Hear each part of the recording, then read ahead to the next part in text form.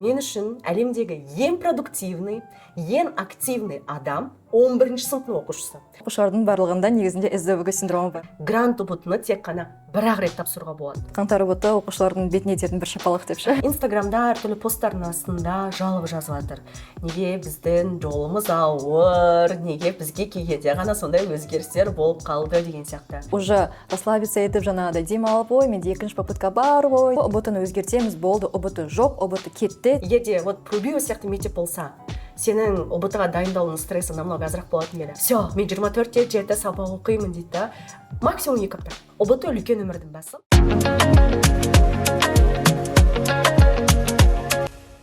Барлықтарына сәлем балапандар, Пробио мектебінің YouTube каналына қош келдіңдер. Биыл бізде ұбытыда өте көп жаңа өзгерістер болады, және де Пробио мектебінде де өте үлкен өзгерістер болып жатыр. Бізде жаңа биология пәні мұғалімі Амина. Амина, өтінемін біздің оқырмандарға өзіңді таныстырып кете ғой. Менің есімім Амина. Дәл қазіргі сәтте Әл-Фараби атындағы Қазақ ұлттық университетінің магистрымын, және сол универді бакалаврда тоже бітірген болатынмын. ұбытыға дайындап жатқаным осымен 5-ші жыл. Жалпы осылайынан мұғалімдік жолымды бастаған болатынмын, және әрі қарай да жалғастырып келе жатырмын. Керемет. Екеуміз бір универден екеуміз, тіпті бір мамандықтан екеуміз, сенде де ғылыми биология бағыты. Ғылыми биология. Аха, біздің, кажется, мұғалімдеріміз де бірдей. Сол себептен мен оқушыларға айтқым келеді, Амина апай екеуміздің биологиядан сабақ беру стиліміз өте қатты ұқсас.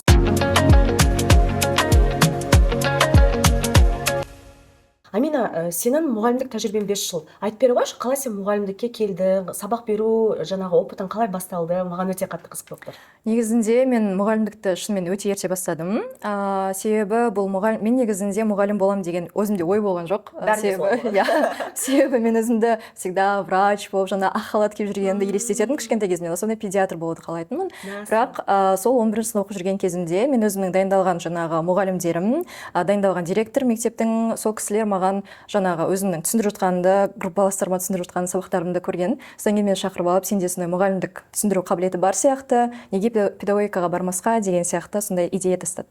Получается, сенің шабыттануына сенің мұғалімдердің өзі көмектескен болды. Еще менде сол жаңа биологиядан беретін мұғалімдерім, неге именно биология, неге химия емес, басқа пән емес деген сияқты. Себебі менің именно биологиядан беретін мұғалімдерім өте күшті болды. 8-ші сыныптан бастап, 8, 9, 10, 11 барлығында әртүрлі мұғалімдер, бірақ өте күшті мұғалімдер болды. И сонымен андай жанашырлығы, эмпатиясы, биологтардың өзінің сондай андай эмпатия қабілеті өте жоғары болады сияқты менің ойымша.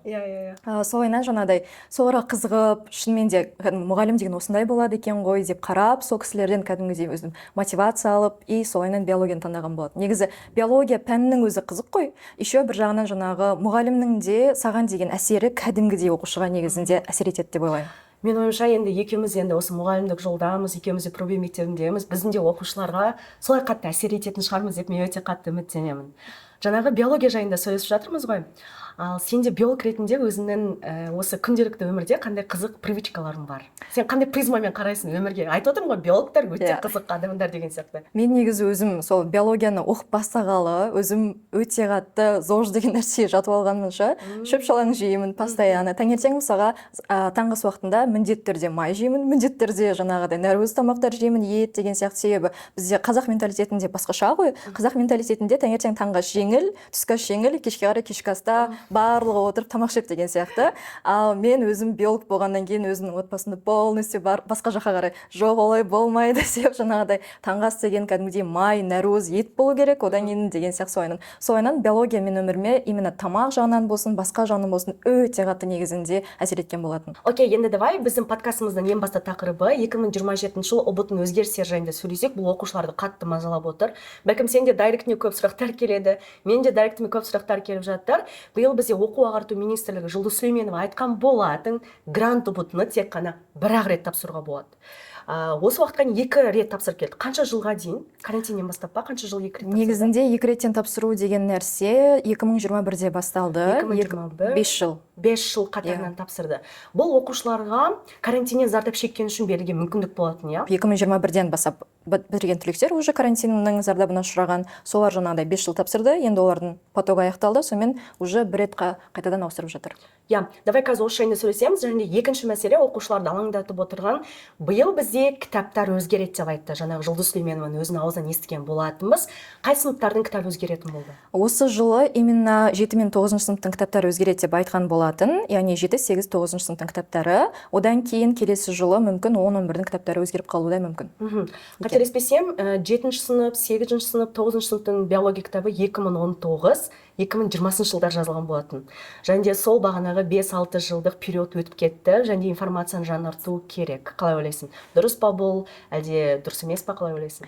Менің ойымша, ақпараттарды жаңарту деген нәрсе өте дұрыс. Себебі шынымен де біздің кітаптарда оқушылардың өздері байқағандай өте көп ақпараттар, өте массивный ақпараттар, универде талқылайтын ақпараттар деген сияқты өте көп болады ғой. Яғни Жұлдыз Сүлейменованың айтқаны бойынша, қазіргі кезде кітаптардың өзгерісі ядро басқа ядро болып кетпейді, жаңағыдай ботаника басқа ботаника болып кетпейді деген сияқты, ондай қатты бір өзгеріс болмайды, бірақ тек қана ақпараттардың көлемі кішірейтіледі. Яғни мысалға бізде 11 сыныптың кітабында 2 бөлім кітап болатын болса, возможно, бір бөлімге дейін қысқартылуы мүмкін шығар. 7 сыныпта біз көбінесе ботаниканы талқылаймыз, зоологияны талқылаймыз, 8 сыныпта анатомияны талқылаймыз, 9 сыныпта бізде генетика, селекция и эволюцияның бір бөлігі болады деп ойлаймын.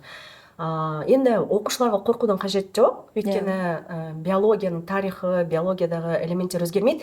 Бәлкім тек қана автордың келтіретін мысалдар өзгереді, өйткені жануарлар мен өсімдіктердің 1040 түрі бар. Және де 10 сыныпта, 9 сыныпта дайындалатын оқушылар уайымдайды ғой. Мен сол 2 жыл қатарынан оқып қойдым биологияны, 11 сыныпта қайтадан оқимын ба деген сияқты. Мен ойымша оларға тіпті жақсы. Просто миларын освежить етіп, памяттерін жақсартып алады деп ойлаймын, да? Және де бәрібір де мысалға даже 8-9-дан басып дайындалған оқушылардың өзі 11-ге келген кезде мен болды, бәрін оқып қойдым, мен толдым, болдым деген әңгіме болмайды ғой. Яғни 11-ге келгеннен кейін бәрібір ұбт-ға дайындалу керек болады, бәрібір бүкіл теорияның барлығын қайтадан оқу керек болады. Сол үшін де ондай жаңада кітаптардың өзгерісі болсын, ақпараттардың өзгерісі болсын, негізі шынымен де биологияны түсінетін оқушыға ол особо қатты қиын болады деп ойламаймын негізінде. Және де бұл жерде іштегі теориялардың өзгертілуінде ақпараттар қысқарады деп қана айттық қой. Жаңағыдай көп оқушылар маған мысалы алдында жазып кетті. Апай, сонда ұбт-ға дайындалмай тұра тұрайық па, пока что бір өзгерістер пока что точно өзгерістер болғанша деп айтты да. Бірақ негізінде дайындалмай тұра тұрайын, қандай өзгеріс болатынын біліп алайын деген әңгіме негізінде дұрыс емес мүлдем. Менің ойымша біздің оқушыларға демалатын уақыт берсе болды. Повод берсе болды, демалуға дайын тұрады. Енді бізде осы 10 және 11 сыныптың кітаптарында әзірге өзгеріс болмайды. 2026-2027 жылы сол ақпаратпен оқи береді. Және де тек қана 7-8-дікі ғана өзгереді деп айтты. Оның өзі менің ойымша базовый бөлімдер.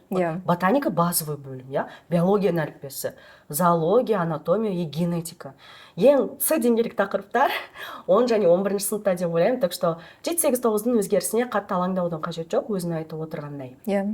Және де сіздің ойыңызша қалай, мысалға 7-8-9-дағы ақпараттарды қысқартуға келе ма, жаңағыдай қандай артық ақпарат бар деп ойлайсыз? Енді мен сонау динозаврлық заманнан келе жатқан адам ретінде айтатын болсам, менің заманымдағы ұбт-да жаңағы тоже бір-ақ попытка болған. Не то, что қаңтар ұбт, наурыз ұбт-да тапсыру, мамыр ұбт-ын тапсыру. Бізде бір ғана попытка болған. Және де біз түгелімен ботаника бір кітап, зоология бір кітап, эволюция бір кітап, анатомия бір кітап, биохимия бір кітапты оқитынбыз.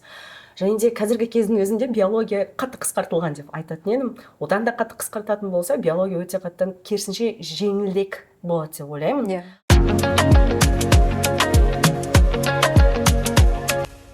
ұбт-ны бір рет қана тапсыруға болады деп айтып жатырмыз ғой. Өте көп оқушылар енді Инстаграмда әртүрлі посттардың астында жалобы жазып жатыр.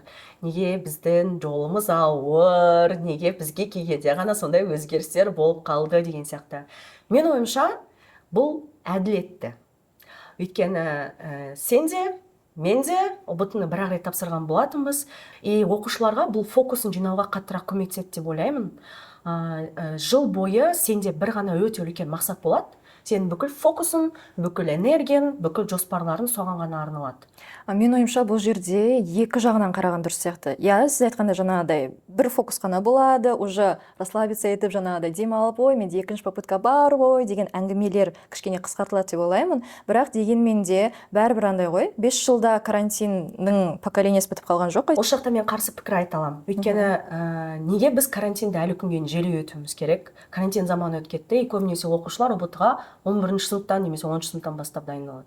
Олар с нуля бастап дайындалады, сол себептен ешқандай сылтау іздеудің қажеті жоқ деп ойлаймын. Иә, сылтау іздеген адамға әрдайым табылады ғой, бірақ та андай да кішкене оқушылардың да позициясынан қарау керек бұл жаққа. Ну, біз мұғалім ретінде қараймыз ғой, я жаңағыдай кішкене не істемесін, жинақы болсын оқушылар деген сияқты қараймыз ғой, бірақ дегенмен де бәрібір екі попытка деген нәрсе, ұбт-ны 2 рет тапсыру деген, ол біраз оқушыларға негізінде мүмкіндік берді деп ойлаймын бір жағынан. Бірақ та екеуміз қанша талқыласақ та ол нәрсе өзгертілмейді ғой, біздің Жұлдыз Сүлейменова айтқан сияқты. Кстати, ұбт-ның жаңа форматы бойынша кішкене SAT-ға жақындап келе жатыр деп айтады. Бірақ та менің естуім бойынша традиционный ұбт болады. Сен оны тапсыра аласың. Және де SAT деген ол бөлек жаңағындай направление болады. Альтернативный тесттер. Иә, альтернативный тесттер болады. Көбінесе оқушылар осыны түсінбей шатасып жүр. Ойбай, біз сонда SAT тапсырамыз ба? Біз оған дайын емеспіз ғой деген сияқты. Иә, шынымен де сіз айтқаныңыз дұрыс, жаңағыдай бізде сразу андай ғой, ұбт-ны өзгертеміз, болды, ұбт жоқ, ұбт кетті деген сияқты жаңа форматты сразу әкеле салмайды. Иә, ол жерде қарайтын болсақ, реально бірінші кәдімгі өзіміздің ұбт форматы қалады әлі күнге дейін, себебі ол тесттің жаңағыдай жаңа форматтың өзі әлі до конца жасалып біткен жоқ деген сияқты. Ол әлі пилотный режимда осы жылы, как наурыз ұбт-ны пробны тапсырамыз ғой, наурыз, қаңтарда, сол сияқты пробны ұбт-ның версиясында болуы мүмкін деген жаңа тұжырымдар бар. Оны алдағы уақытта жаңағы білім ғылым министрлігі хабарлайтын болады өзі. Дегенмен де вот сол жаңа оқушылардың қорқынышы ғой, ешқандай қорқудың қажеті жоқ, ұбт вообще ешқайда кетіп қалмайды. Және мысалға мен жаңа формат маған ұнады, мен соны ғана тапсырам деген оқушылар үшін де мүмкін осы жылы жаңағыдай сол SAT форматпен грантқа түсуге мүмкіндік берілетін шығар, мүмкін деген сияқты. Және де біздің мемлекет маған ең қатты ұнайтыны жаңағы, помнишь, біздің университет, біздің Казгу 200 дамыған университеттердің қатарына кірген, және де біздің мемлекет соған қарай ұмтылып бара жатыр да, и планканы жоғарылата береді. Сол себептен, егер де бүкіл мемлекетті қарайтын болсақ, оларда университетке түсу попыткасы біреу ғана. Бізде ғана осындай карантин кезінде сондай мүмкіндік берді, менің ойымша өте күшті, және де оқушыларға психологически жеңіл болсын, сезініп көрсін деп қаңтар, наурыз, мамыр деген попыткалар беріліп жатыр. Ол да өте қатты жақсы деп ойлаймын. Бұның барлығы келе жатқаны халықаралық жүйеге қарай келе жатыр ғой. Бағанағы бүкіл ғылым министрлігі айтып жатқандай, жаңағы Руслан ағай деген сияқтылар, иә. И біздің мемлекет сонымен бір саты жоғарыға көтеріледі деп ойлаймын. Ал сен екеуміз сол болашақ мұғалімдер мен дәрігерлерді тәрбиелейтін боламыз.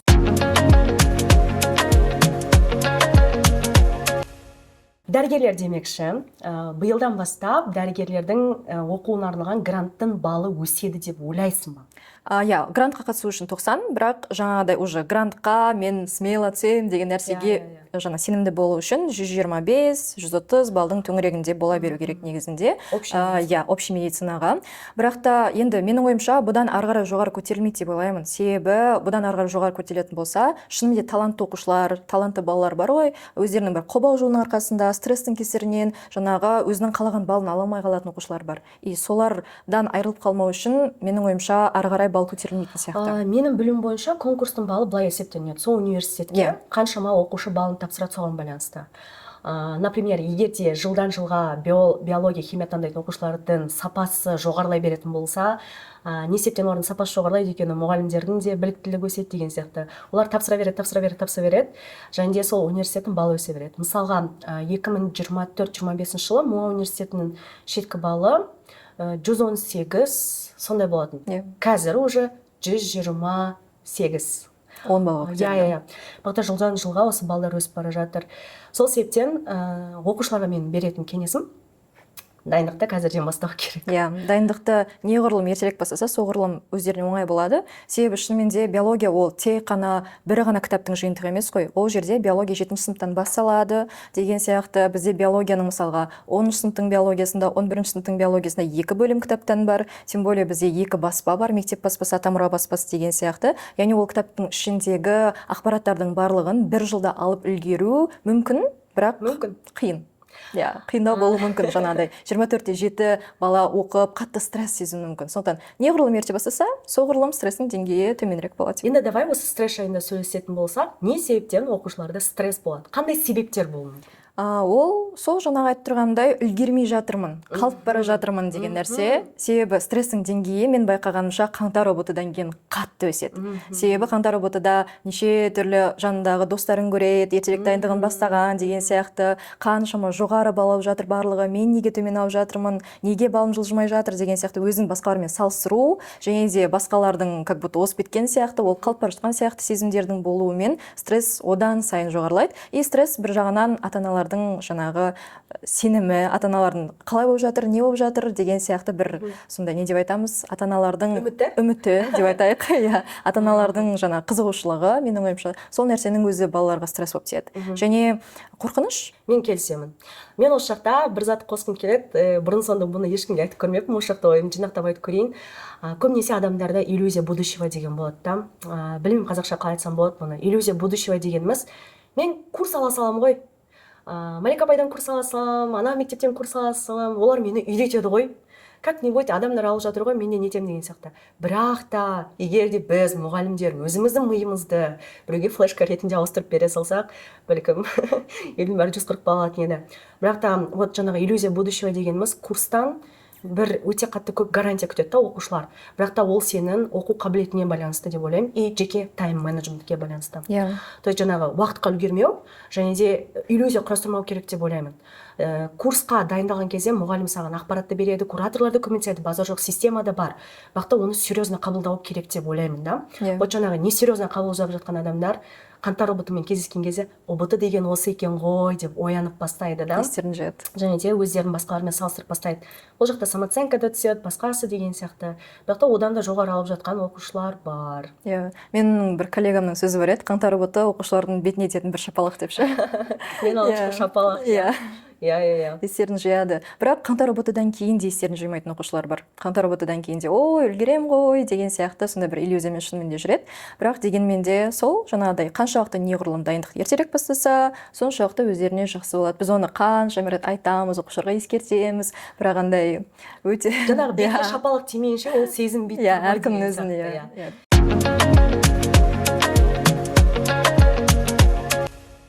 Ендеше біз оқушыларға почти что кеңес беріп бастаған сияқтымыз. Ең алдымен оқуларында ерте бастанды.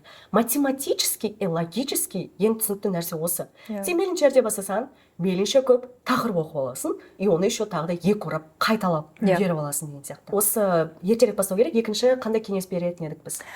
Сол жаңағыда мен үнемі оқушыларға айтамын, дайындықты бастаған кезінде сендерде артығымен уақыт болу керек. Себебі жаңа кітаптарды полностью бір оқып шығып, және тағы да осы ұбт-ға дейін тағы бір қайталап шығатындай хотя бы уақыт болу керек деп айтамын. Себебі тек қана бір рет оқып шыққан кезінде оқушының жаңағыдай қазіргі кезде СДВГ деп айтады ғой, оқушылардың барлығында негізінде СДВГ синдромы бар. Бар. Иә, үлкендерде де бар. И сол жерде қарап тұратын болсақ, СДВГ болған кезінде жаңа бір ақпараттарды оқымай кету мүмкін, бір ақпараттарды жаңағыдай просто кішкене ой басқа жаққа бөлініп кету мүмкін деген сияқты. Сол үшін де екінші рет қараған кездің өзінде, мен мына жерде оқыған бедім деген сияқты бір ойлар келеді да балаға. Сол үшін де міндетті түрде бір рет қайталап жаңа бір рет оқып шығатындай, және екінші рет полный қайталап шығатындай уақытта алу керек деп ойлаймын. Осы орайда мен осы пробег курсының ерекшелігі жайында айтып кетейін. Бізде, мысалға, біздің курста өзім білетіндей, ең алдымен біз теорияны қарапайымнан күрделіге қарай оқимыз.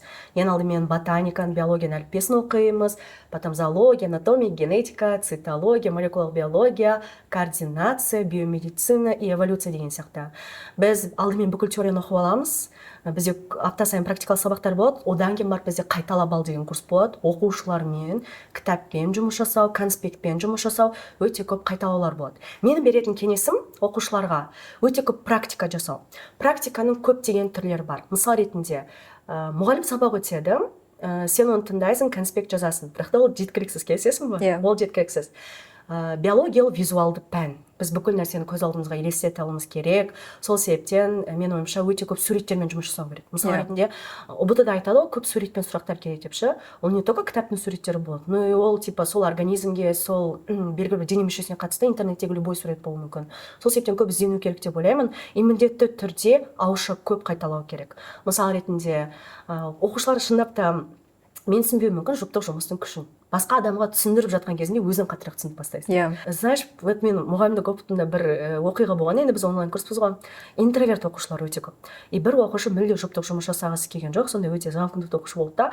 Бірақ та мен оған оны түсіндіргеннен кейін оның жаңағы пайдасын ол айнаға қарап өзіне түсіндіретін болды. Сондай бір выход тапқан болатын да. Көбірек ауызша қайталайтын болсақ, сен өз даусыңды өзің құлағында естисің, миыңда елестете аласың деген сияқты. Одан кейін тағы да бір практиканың жолы. Әрине тест талдау, бірақ та мен көп тест талдауға кеңес бермейтін едім. Аптасына бір рет қана нұсқа талдау жеткілікті. Қалған қатемен жұмыстарды жасап, сол тақырыптарды бірсыпыра оқып шығу керек.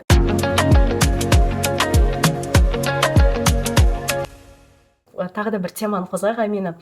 Оқушылар айтады: апай, менің памятім нашар дейді.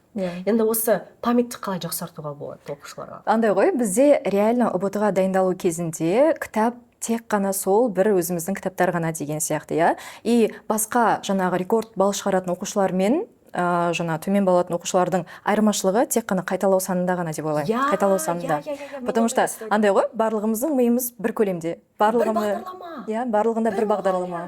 Барлығымызда екі көз деген сияқты. Вот, сондықтан да тек қана қайталау санында ғана разница болады. Кім көбірек қайталайды, сол көбірек балл алады. Сондай ғана нәрсе. Оқуды ертерек бастау керек деген сияқты. Окей, біз енді мұғалім ретінде оқушыларға көп кеңес айтып жатырмыз, ал біз қандай оқушы болдық? Сен қандай оқушы болдың? Қалай сен ұбт-ға өзің дайындалдың? Соны айтып бере қойшы қысқаша. Мен де айтып беремін. Негізі мен оқушы болған кезінде андай стандартный задыр оқушы болдым деп. Сонда шынымен де мен ұбт-ға дайындалып жүрген кезімде ұбт-дан басқа ештеңе ойламайтын. Себебі андай қазіргі кезде өте өзекті проблемалардың бірі ол ата-аналардың оқушыларға үміт беруі. Яғни грантқа түспей қалсаң, платныйға түсіре аламыз деген сияқты нәрсені айтушы. Сол нәрсені қазіргі кезде көп байқап жүрмін. Маған ата-анам айтты: грантқа түспесең оқымайсың деп айтты. Маған сөйтіп айтты. Вот грантқа түспесең оқымайсың дегеннен кейін, грантқа түсуім керек онда дедім. Сонымен ұбт мен үшін өте қатты стресс болды. Андай өмірімнің қай кезеңіне қайтып бармас едім десе, ұбт кезінде деп айтатын едім. Шынымен де, неге? Себебі өте қатты баспен жаңа сабағыма келетінмін, кабинетке кіріп кетемін, сол жақта отырып сабақтарымның барлығын орындаймын, и содан кейін ғана үйге қайтатынмын. Еще мен өте алыс тұрдым өзімнің жаңағы мектебімнен, курсымнан деген сияқты. Бірінші мектепке барып келем, сосын үйге келем да, 1,5 сағатта жүріп, қайтадан обедімді ішіп, сосын қайтадан курсқа кететін. Сөйтіп, короче, екі арада жүріп, только сабақ деп жүрген кезімде 11-ші классым өтіп кетіп, қалай выпускнойға келіп қалғанымды білмей қалдым ғой шынымен де. Как будто шынымен де 11-ші сыныптағы уақыт тез өтетін сияқты, иә? Сізде қалай болды? Қазір мен өз оқиғамды айтып берместен бұрын саған бір сұрақ қойғым келеді. Егер де уақытты артқа айналдыратын болсақ, жаңағы жолға ұзақ уақыт кетіп жатырсың ғой, оффлайн курсқа барғандықтан. Егер де пробио сияқты мектеп болса, сенің ұбт-ға дайындалуың стресі намного азырақ болатын бе? Намного азырақ болатын еді, шынымен де. Қазіргі кезде біздің кезімізде онлайн курстар болды, бірақ өте жаңадан бастап жатқан, әлі популярный емес еді ғой. Ол кезінде қазіргі кезде оқушыларға қараймын, күшті қандай деп, күшті онлайн курс мысалы пробиомыз бар деген сияқты, иә. Вот, и пробио сияқты мектеп болса, шынымен де мен жолға 1,5 сағатымды туда, 1,5 сағатымды обратно құртып деген сияқты сөйтіп, ондай артық стресс болмайтын еді деген сияқты. Уақытыңды үнемдеген, уақыт көп кетті. Сол 3 сағатымды тағы дополнительно биология оқуға құртсам. Тағы да бізде дайын конспекттер бар, иә. Уақытты үнемдейтін, 70% үнемдейтін. Енді биолог ретінде менің жазуым мысалға түсініксіз. Сен жазуың қандай? Менде де то же самое. Селекциялауда проблема өте қатты. Біздің конспекцияда оқушылардың уақытын үнемдейді деймін. Конспекттер шынымен де өте күшті деңгейде. Мен пробиоға келген кезде сіздің жасаған конспекттеріңіз көріп реально вау деп қараған. Біздің кезде сен осындай болмады. Өте қатты андай ғой. Шынымен де уақыт экономдайды. Визуал жаттауға оңай. Визуалды. Себебі ішіндегі суреттер өте күшті качествода. Енді мен өзімнің оқушы ретінде кезімді айтып берейін. Мен енді бағанағы динозаврлық кезеңнен деп айтып тұрмын ғой. Мен мектепті 2016-да бітірдім. Ол заманда 125 балдық ұбт еді. Онлайн курс деген атымен жоқ бізде, и мен ұбт-ға өзім жеке дайындалған болатынмын. Стресс деңгейі жоғары болды. Бірақ та маған осыны жүріп өтуге көмектескен менің папам болды. Менің папам, менің әкем, былайша айтқан кезде балапан деген сөздің авторы. Оқушыларды балапан деп айтатын себебім менің әкем мені балапан деп өсірді. И міндетті түрде мен ұбт-ға өзім дайындалдым, ешқандай қосымша мұғалімдерсіз, базам өте қатты мықты болды. И сол кезде кешке жақын 1-2 сағат мені волейбол ойнауға алып кететін. То есть мен мектепте сабақ оқитынмын, түстен кейін сабақ оқитынмын, кешке жақын кешкі тамақ ішіп болмастан бұрын ба біз 2 сағат волейбол ойнауға барып келетінбіз, и потом кешке жақын келіп тағы да сабақ оқитынмын. Менің заманымда алгебра, геометрия дегенді математиканың орнына тапсыратынбыз, мансауаттылықтың орнына. Мен үшін ең қиын пән сол болған биология емес. И сол заманда маған ең қатты қиын болғаны конспект жазу болды. И осы курсты бастамасы енді басталған кезде мен айтамын, оқушылар, мен сияқты қиналмау керек. Сол себептен дайын конспект жасаймыз деп. Мен беретін кеңесім енді оқушыларға міндетті түрде бір активити болу керек сияқты шым. Және де ата-аналардың қолдауы үлкен болу керек сияқты. Ата-аналар жайында сөйлесетін болсақ, бәлкім осы подкастты ата-аналар көреді, және де ата-аналарға мен беретін кеңесім, өзіңіздің балаңыз ол и так біледі да, ұбт-ын тапсыру керектігін, сіздің үмітіңізді ақтау керектігін, грантқа түсу керектігін, жай ғана оған қолдау берсеңіз, кейде үндемей қолдау берсеңіз, кейде жаңағындай көңілін аулап, бәлкім бір спортқа алып кетіп, далаға серуендеуге алып кетіп деген сияқты. Өйткені кейде фокуста тазарып бөлініп тұру керек сияқты. Сен қалай ойлайсың? Мен де ойымша солай, және шынымен де ата-аналардың бұл жерде жаңағы көмегі деген сияқты. Мен қанша жылдан бері қаншама оқушылардың ата-аналарымен бірге жұмыс істейміз ғой, міндетті түрде ата-аналар жаңағы білім қалай болып жатқанын білу керек, баланың қандай прогресс болып жатқанын деген сияқты. Сол кезде қаншама ата-ананы көрдім шынымен де. И менің бір байқағаным, жоғары балл алатын оқушылардың ата-аналары үнемі сондай бір андай поддержка беріп балаларына давай деп андай қандай идея болсын, мен андай ғой, балаларының жағдайын жасау деп айтпай қояйын, енді балаларына хотя бы морально поддержка беретін ата-аналар, жаңағыдай қыспақтамай деген сияқты, түсініп балаларын және де не деп айтамыз, қабылдау деп айтамыз ба, баланы қалай бар солайынан қабылдап, және баланың шынымен де ата-ананың ең болса ұбт-ға дайындаудағы ең басты миссиясы менің ойымша балаға дұрыс бағыт-бағдар беру, мамандық таңдауда, жаңағыдай өзінің пәнін таңдауда деген сияқты деп ойлаймын менің ойымша. Өйткені мен ойымша ұбт ол не только оқушыға сынақ, сонымен қатар ата-анасына да сынақ. Бірақ та енді осы жақта бір ставочканы кететін болсам, біздің қоғамда ұбт дегенді тек қана 10-11-ге барғанда ғана еске түсіріп жатады. Өте жақсы болады, не дегенде барлығы ертерек ойланып бастаса, өйткені ұбт мен ойымша оңай сынақ емес. Мен ылғи да өзім оқушыларыма айтам, өзім балапандарыма айтам, мен үшін әлемдегі ең продуктивный, ең активный адам 11-ші сыныптың оқушысы. 11-ші сыныптың оқушысы сияқты ешкім тайм-менеджмент ұстанбайды ғой. Таңғы сағат 5-те тұрып нұсқа шешетіндер бар. Потом таңғасын шығып мектепке барып, мектеп сабақтарын оқып келеді, түстен кейін келіп қосымшасына барады, онлайн сабақтарын оқиды. Кешке жақын жаңағыдай қыдырып та үлгереді ғой оқушылар. Еще ағылшын оқып үлгеретін оқушылар бар. Сол себептен мен оқушыларды өте қатты мақтаймын, өйткені ересек өмірде тіпті сондай тайм-менеджмент ұстанатын адамдар жоқ. 11-ші сыныптың оқушылары сияқты. Шынымен де андай ғой, реально біздің қазақ менталитетінің өзінде ондай нәрсе бар сияқты менің ойымша. Бәрін тақалған кезінде істеу деген нәрсе. И сол нәрсені шынымен де оқушыларға бір жаңа стресс беретін де нәрсе сол, бірақ та шынымен де андай оқушылар өздері айтып жатады ғой. Менің мысалға қазіргі кезде уже давно бітірген оқушылармен араласамын ғой, әлі күнге дейін бізде комьюнити бар деген сияқты. Сол оқушылармен араласқан кезде, апай мен сол кезде прайм эрам еді деп айтады. Жаңағыдай тайм-менеджмент, прайм эра демекші, жүйені қалай оқушыға дұрыс құру керек деп ойлайсың. Мысалға, биология ол өте күрделі пән. Мен өстіп айтамын, ылғи да осы қанша болды, 8 жыл болды айтып келатқаныма. Адамдар кейде сенбейді, биология деген айналаны қоршаған өсімдік пен жануар менің денем дейді. Бірақ мәселе ондай емес та. Ол шынымен де күрделі пән. Оның жаңа еще химияны қос қой. Оның жаңа тарих, математикалық сауаттылық, оқу сауаттылығы. Осындай география бар еще. Осындай 5 пәнді таңдайтын оқушының идеальный күн кестесі қандай болу керек деп ойлайсың? Сен өз версияңды айт, потом мен толықтырамын. Негізінде жалпы андай ғой, бізде оқушылардың көп жіберетін қателігі бір пәнді өзіне акцент қылып алады да, маған ұнайтын пән осы дейді да. Мысалы, көбінесе енді биология, химия таңдаған оқушылардың болы ол химия. Яғни биологияны жақсы көреді, химиямен кішкене мәселелер болуы мүмкін деген сияқты ше. И сонымен келеді да, мен биологияны жақсы көремін деп биологияны ғана оқып жүретін оқушылар болады.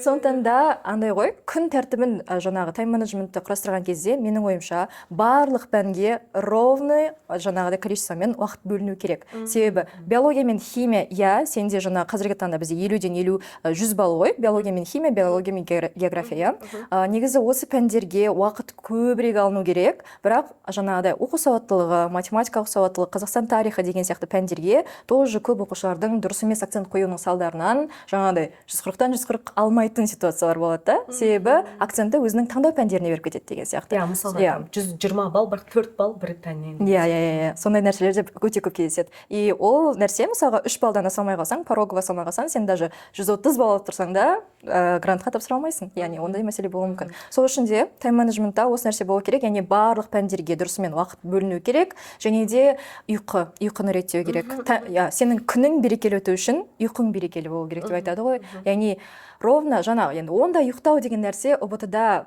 андай романтизация шынымен де, хотя бы 12-де, 1, 2, 3 деген нәрсені алып тастаңдар деп айтамын оқушыларға. Хотя бы 12-де ұйықтап, жаңағыдай 8 сағат ұйқы, мен айтамын, әлемде вообще не болып жатса да ұйқыларыңды дұрыстандыр оқушылар деп айтамын. Сол ұйқы дұрысталса, баланың өзінің состояниясы, жағдайы, жаңа өзін сезінуі жақсы болады да. И күні бойы пәндеріне де уақыт бөле алады, және жаңа сіз барғандай волейболға 1-2 сағат барып қайту деген сияқты. Сондай нәрсеге де уақыт бөле алады деп ойлаймын менің ойымша. Өйткені ұйқы кезінде біздің күнделікті қабылдаған информациямыз қысқа жаттан ұзақ жатқа қарай көшіріледі да. Бізде қысқа ұйқы кезеңі бар ғой, сол моментте ми активно жұмыс жасап бастайды да. И сол кезде қысқа жаттан ұзақ жатқа көшіріліп бастайды. Сен егер де даже түні бойы сабақ оқысаң да, күнделікті оқып жүрген сияқты болсаң да, мен ойымша, егер дұрыс ұйқы болмаса, сенің памятіңде ешнәрсе қалмайды.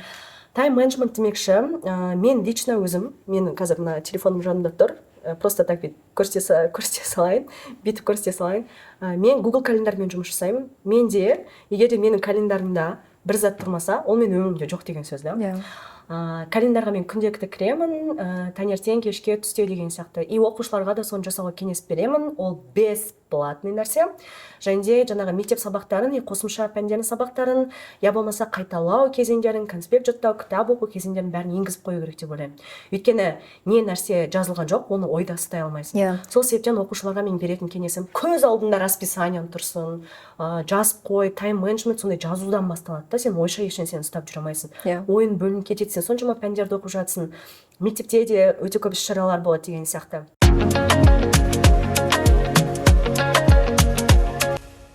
Сол себептен мен бірінші беретін кеңесім әрбір уақыттың есептеген жаңағы пәндерін календарға енгізу керек деп ойлаймын. Және де баланс ұстау керек. Ұйқы, жаңағындай демалыс, спорт деген тәріздіші. Оқушылар бүйтіп айтады, типа, все, мен 24-те 7 сабақ оқимын дейді. Максимум 2 апта. Максимум 2 апта. Одан кейін барып, олар до такой степени сол пәннен жүрегі айнып кетуі мүмкін. Опасно да ол нәрсеші. Беті қайтып қалуы мүмкін деп айтатын болсақ, сол себептен барлығын баланста ұстау керек. 2 сағат, 3 сағат таңдау пәндеріне бөлу керек деп ойлаймын. Жаңағыдай басқа пәндерге 1-2 сағаттан бөлу керек. И күнделікті оқу керек деп ойлаймын. Я болмаса чередовать ету керек. Биология, химия, и жаңағыдай әрбір күнге мат сауаттылық, оқу сауаттылық деген сияқты. Бірақ та ол уақыт міндетті түрде бір жақта жазылып тұру керек. Яғни сен күні бойы істейтін нәрсеге артық бір фоновый нәрселердің барлығын қосып тастауың дұрыс емес. И кішкене более андай, не деп айтады ғой, өзгеріске склонный болу керек. Мысалға сенде бір нәрсе болмай қалуы мүмкін, бүгін бір жерге барам деп бармай қалуы мүмкін. Қатты алаңдамай деген сияқты. Өзіңнің главный, ең басты миссияң осы жыл ұбт-ыңды қатып қалған сияқты қойып қойда, қалған нәрселерді соның төңірегінде құрастыра беру керек деп ойлаймын. Тем более біздің пробия мектебінде оқушыларға біз жесткий тайм-менеджмент жасап береміз. Алдын ала, мысалға олар біледі, қашан оларда практикалық сабақ, қашан оларда нұсқа талдау, қашан оларда жұптық жұмыс, қашан оларда зачет деген сияқты барлығы четко жазылып тұрады. И біздің кураторлар чаттарда күніне 9 рет напоминать етеді сол жайында, так что точно ұмытып кетпейсіңдер деп ойлаймын.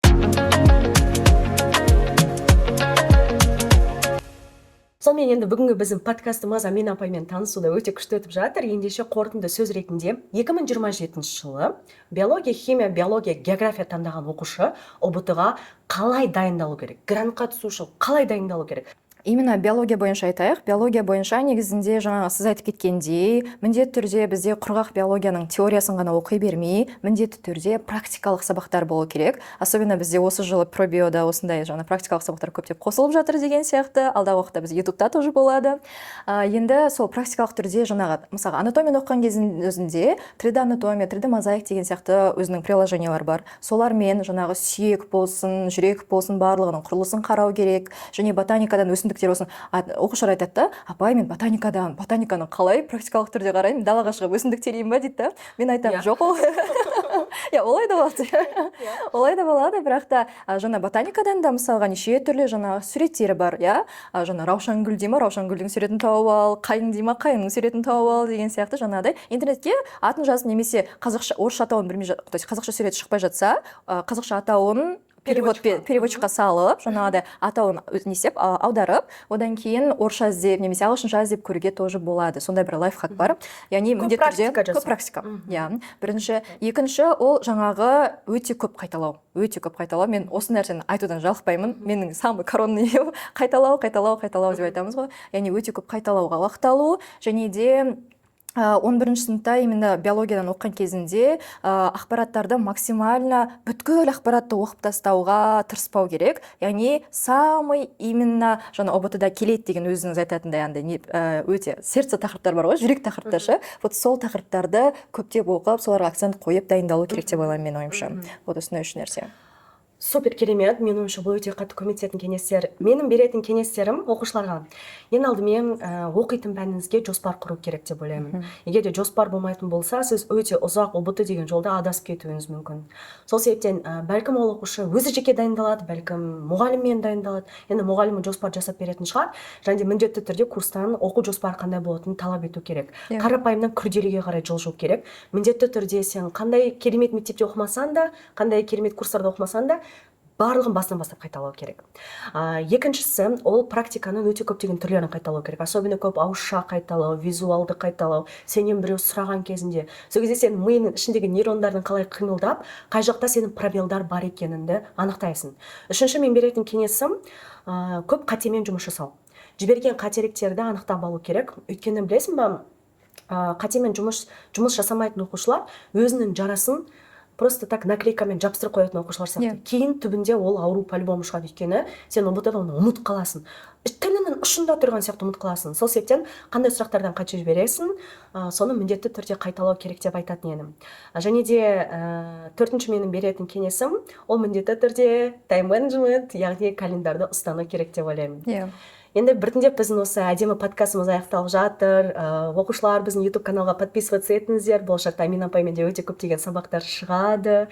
Өте көптеген видео сабақтар, тегін сабақтар, практикалық сабақтар шығады. Енді біз айтып жатырмыз ғой, біз мұғалім, бізге мұғалімдер қатты әсер етті деген тәрізді. Осы сенің мұғалімдік жолында. Негізінде андай бір-ақ оқушыны айтқым келмейді. Себебі қаншама оқушылармен жұмыс істеп жатырмыз ғой. Жыл сайын қанша айтып көрейін. Бәлкім сен есіне бірінші келетін оқушы бар.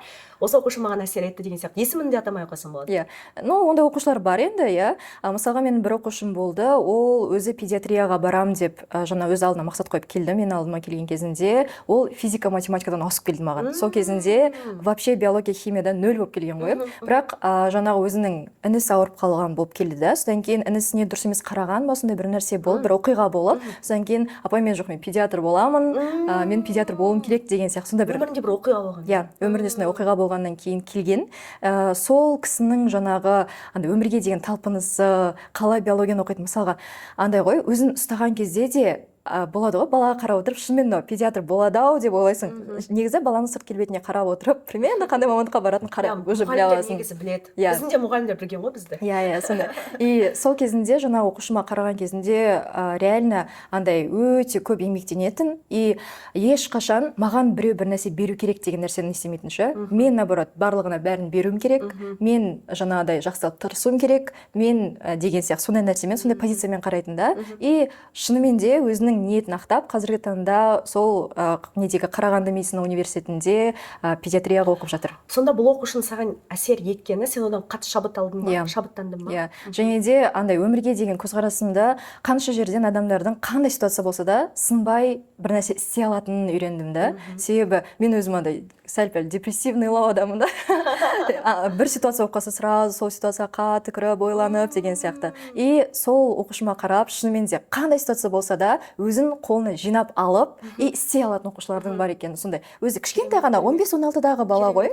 Иә, 15-16-дағы бала и ішінде қаншама ерік жігер бар деген сияқты. Сол нәрсеге қарап, реально маған өміріме біраз инсайт алған оқушым болды. Иә, енді біз оқушылардың көзіне кейде алып болып көрінеміз ғой. Мұғалім ешқашан ауырмайды, мұғалім ешқашан да мұңаймайды деген сияқты.